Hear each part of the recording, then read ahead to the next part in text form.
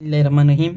Limitless रिप्लिकेटिव potential या इमॉर्टिलिटी, इसका मतलब ये है कि एक सेल ग्रोथ फैक्टर्स के अलावा इतना ज़्यादा डिविजन्स करे कि वो लिमिटलेस हो, वो स्टॉप होने का नाम ही नहीं लेता, वो उसको कहते हैं। अब इसको एक्सप्लेन करने से पहले टेलोमेयर के बारे में जानते हैं। ये हमारा क्रोमोसोम है, सही है, इसका ये सेंट्रोमेयर है। इसकी एंड्स पर एक स्ट्रक्चर होता है जिसको बोलते हैं टेलोमेयर। इसका लेंथ जितना ज़्यादा होता है उतना ही ज़्यादा ये सिग्नल देते हैं ग्रोथ के लिए और सेल के डिविजन्स के लिए। अब इसकी लेंथ को मेंटेन करने के लिए एक एंजाइम होता है जिसका नाम है टेलोमरेज एंजाइम। अब ये टेलोमरेज एंजाइम क्या कर रहे थे, टेलोमेयर की लेंथ को बढ़ाता है और टेलोमेयर की लेंथ फिर सेल के डिविजन्स को मेजर करता है, यानी कि सेल को कितना डिवाइड करना चाहिए। नॉर्मली जो टेलोमरेज एंजाइम होता है ये जर्म सेल्स में एक्टिव होता है और मोस्ट स्टेम सेल्स में से है, लेकिन जो नॉर्मल सोमेटिक सेल्स होते हैं उनमें ये इनएक्टिव होता है या इसकी एक्टिविटी बहुत ज़्यादा लो होती है। अब ये जो टेलोमेयर है ये हर एक डिवीजन के साथ इसका लेंथ कम होता जाता है। तो जब नॉर्मल सेल्स 50 to 70 डिवीजन्स कर लेते हैं तो ये टेलोमेयर इतना शॉर्टन हो जाता है कि ये अपना डिवीजन के लिए सिग्नल को स्टॉप कर लेता है, जिसको फिर हम कहते हैं सेनेसेंस सेल्स, यानी कि नॉन रेप्लिकेटिव सेल्स या बूढ़ा सेल जो डिवीजन की एबिलिटी को छोड़ देते हैं।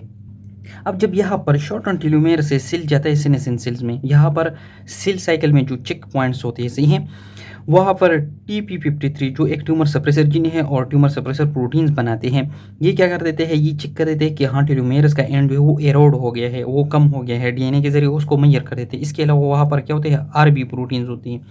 जब ये दोनों सेंस कर लेते हैं कि टेलोमेयर शॉर्ट हुआ है, सही है, टेलोमेयर यहाँ पर बहुत शॉर्ट हुआ है, तब ये सेल को सीनेसेंट के स्टेज में ले जाते हैं और फिर वो फर्दर डिवीजन नहीं कर सकता।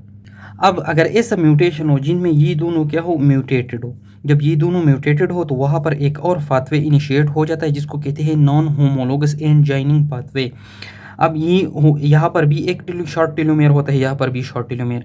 ये दोनों एंड जब एक कर लेते हैं तो एक तरफ के शॉर्ट टेलोमेयर और दूसरी तरफ के शॉर्ट टेलोमेयर एक दूसरे के साथ क्या बना देते हैं, एक लॉन्ग टेलोमेयर बना देते हैं। और इस तरह इस क्रोमोसोम में 2 सेंट्रोमेयर्स हो जाते हैं। इसको फिर कहते हैं डाइसेंट्रिक क्रोमोसोम। तो टेलोमेयर की एंड्स जॉइन हो गई, इसने डाइसेंट्रिक क्रोमोसोम बना दिया। अब यहाँ पर क्या होता है, जीनोम में इंस्टेबिलिटी आ जाती है, हमारे DNA की जो मैचिंग होते हैं वो इनस्टेबल हो जाते हैं, नॉर्मल से इनस्टेबल हो जाते हैं। और ये जीनोम इंस्टेबिलिटी किस चीज़ को लीड करता है, कैंसर को। बहुत ज़्यादा डिवीजन स्टार्ट हो जाती है, अनरेगुलेटेड डिवीजन।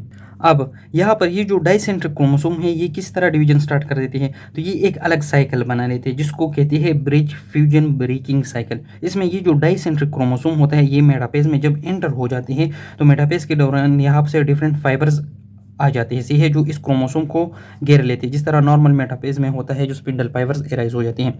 फिर ये चली जाती है कहाँ पर, एनाफेज की स्टेट में। तो एनाफेज की स्टेट में क्या होता है, यहाँ पर ये क्या होता है, जॉइनिंग रहती है, सही है, डाइसेंट्रिक है, यहाँ पर भी ये डाइसेंट्रिक है। यहाँ पर ये एनाफेज की जो स्पिंडल फाइबर्स होते हैं ये दोनों क्रोमोसोम को दूसरे एक इस तरह खींच लेते हैं, लेकिन ये पॉइंट बहुत स्ट्रांग होते हैं जहाँ पर 2 टेलोमेयर एक दूसरे को अटैच हो जाती है, इसलिए ये क्रोमोसोम डिफरेंट एरियाज पर ब्रेक हो जाते हैं और ये जो ब्रेक अपार्ट हो जाते हैं इसी तरह, सही है।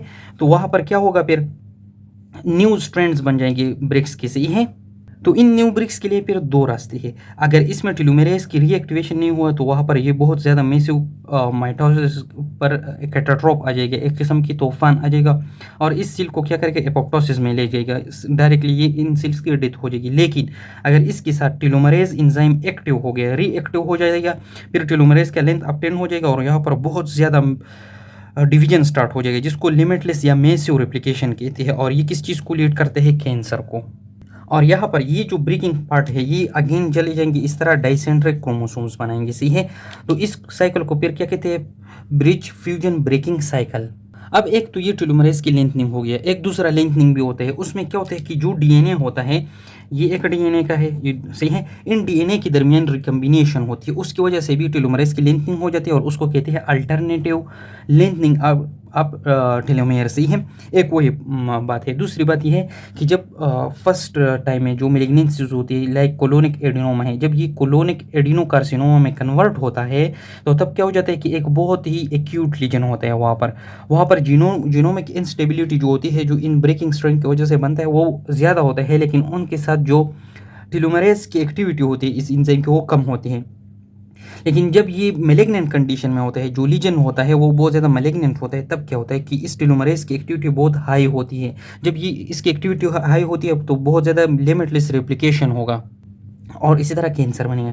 तो सिंपली इसका मकसद ये है कि इस ब्रिजिंग फ्यूजन साइकिल्स की वजह से क्या हो जाता है कि टेलोमरेज का लेंथ जो शॉर्ट हो जाता है और सेल को उसकी लाइफ बता देते हैं कि अब आपका एंड आ चुका है, तो उसी टाइम इस सेल को एक चांस मिल जाता है। इसका मतलब ये कि एक बंदे का जन कदन है सी है और उसी टाइम उसको एक मौका मिल गया कि तुम्हें दोबारा ज़िंदगी सौंप देती है। इसी तरह यहाँ पर भी इसको लास्ट स्टेज में एक चांस दिया जाता है, जिसकी वजह से ये अपना एंड ज्वाइन कर देते हैं, टेलोमरेज का लेंथ अटेन कर देते हैं डिफरेंट म्यूटेशंस की वजह से, या यहाँ पर डिफरेंट डीएनए ब्रेक्स में जीनोमिक इंस्टेबिलिटी की वजह से, और इसी तरह इसका जो डिवीजन साइकिल है अगेन अटेन हो जाते हैं। और ये बहुत डेंजरस है क्योंकि ये क्या काज करता है, कैंसर।